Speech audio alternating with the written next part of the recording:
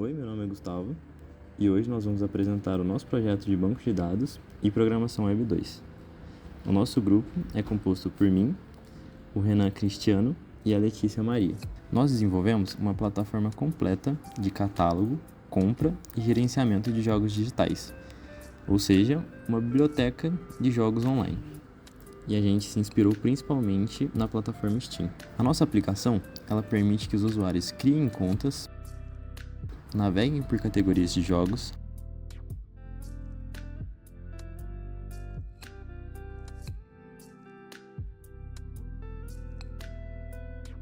adicionem itens ao carrinho e à lista de desejos, realizem compras fictícias utilizando um saldo em carteira,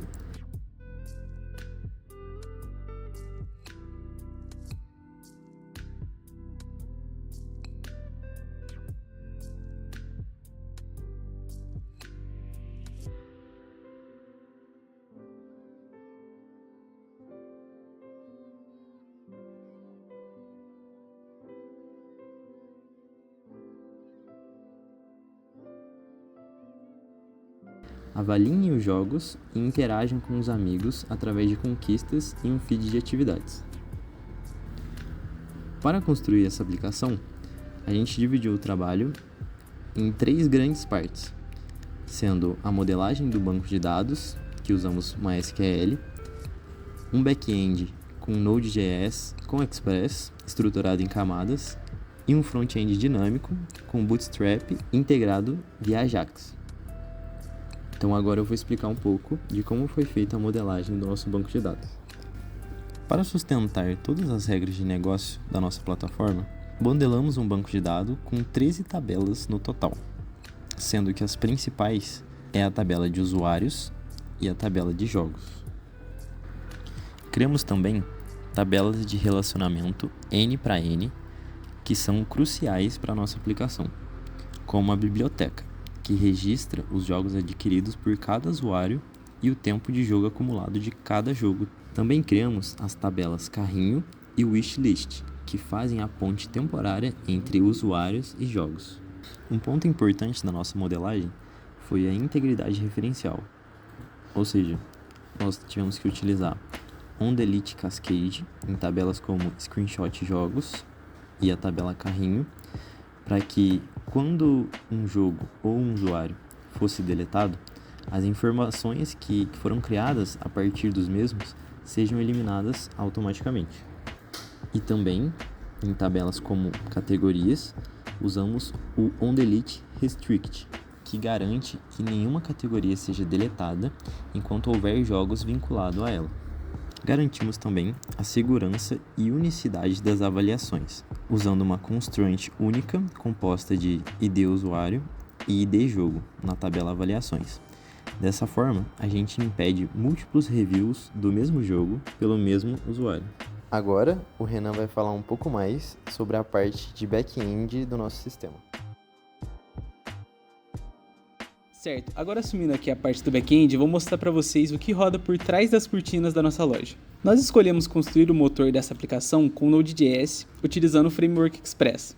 Desde o início do projeto, o nosso objetivo não era apenas fazer o código funcionar de qualquer jeito. Nós sabíamos que um back-end mal estruturado vira uma dor de cabeça enorme para dar manutenção no futuro. Por isso, adotamos uma arquitetura limpa, estritamente dividida em camadas. Nossas rotas ficam organizadas sob o prefixo /API. O fluxo de qualquer requisição aqui é bem claro e segue uma via de mão única. Passa pelas routes, vai para os controllers, desce para os services e chega nos models. Pensem no controller como um porteiro do nosso sistema. A função dele é muito simples. Ele recebe a requisição de quem está usando o site, verifica se os parâmetros básicos vieram corretos, se não tem nada em branco, por exemplo, e repassa a responsabilidade para o service. É no service que o cérebro da aplicação realmente mora. É aqui que aplicamos todas as nossas regras de negócio e algoritmos de validação. Vamos pegar o exemplo mais crítico de qualquer e-commerce, o fluxo de checkout e compra. Quando o usuário clica em comprar, o nosso service não aprova isso às cegas. Primeiro, ele confere se aquele usuário é válido e checa se o saldo que ele tem na carteira virtual é maior ou igual ao valor total do carrinho. Se tudo estiver certo, ele orquestra uma operação em cadeia. Ele debita o valor exato do saldo do usuário, insere os jogos na tabela biblioteca daquele perfil gera um registro novo que vai aparecer no feed de atividade dos amigos e, por último, esvazia o carrinho. Tudo isso precisa acontecer de forma perfeitamente sincronizada. E quem tem permissão para fazer essa conversa final com o banco de dados? Apenas a camada de models. Nós isolamos essa responsabilidade para ter mais segurança. Utilizamos a biblioteca MySQL2 porque, no sistema web moderno, trabalhar com requisições assíncronas é fundamental.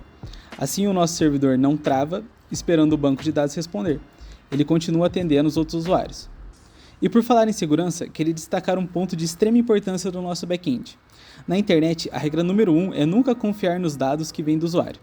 Se a gente aceitasse o texto puro que vem do front-end e jogasse direto no banco, estaríamos com as portas abertas para ataques de SQL injection, onde um usuário mal intencionado poderia digitar um comando destrutivo e apagar nossas tabelas.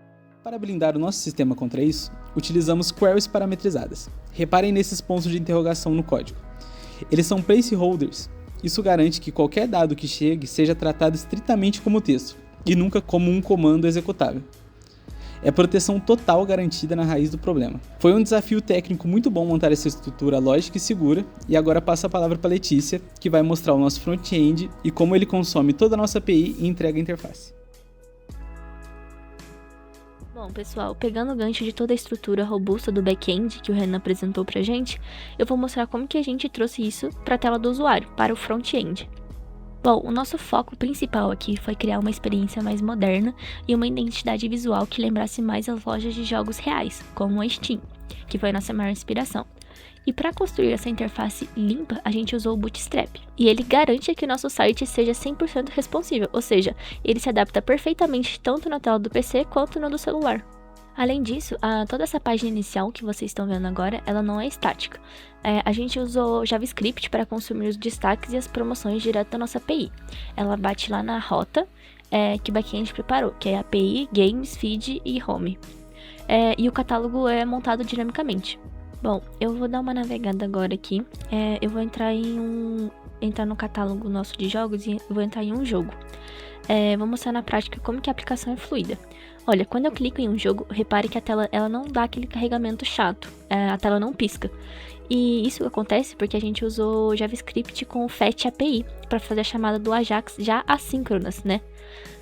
Ou seja, basicamente o front-end faz uma requisição em segundo plano e busca os screenshots, os vídeos e as avaliações daquele jogo lá no banco de dados e traz para o front-end em formato JSON. Basicamente, o front-end faz uma requisição em segundo plano, busca os screenshots, os vídeos e as avaliações do jogo lá no banco de dados e traz para o front-end em formato de JSON. Aí o código pega esses dados e desenha na tela na mesma hora. E quando eu clico em adicionar ao carrinho, o front-end envia uma requisição do tipo post com as informações no body para o servidor. O ícone do carrinho lá em cima já atualiza imediatamente, trazendo uma experiência instantânea para o usuário.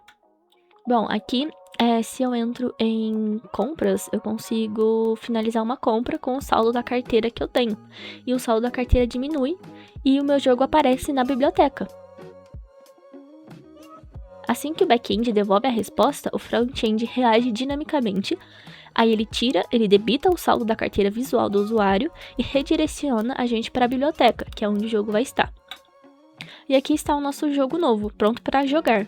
Essa capacidade de enviar requisições de criação, tipo post, e atualização de put e exclusão de delete, sem recarregar a página, é o grande diferencial do nosso projeto.